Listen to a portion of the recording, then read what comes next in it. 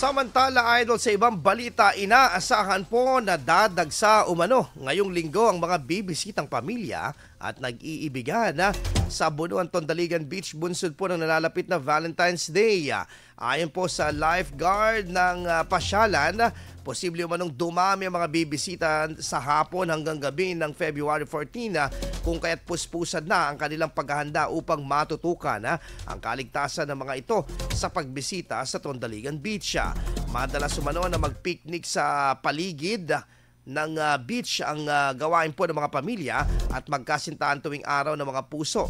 Kaya naman patuloy rin ang kanilang pagpapatrolya, maging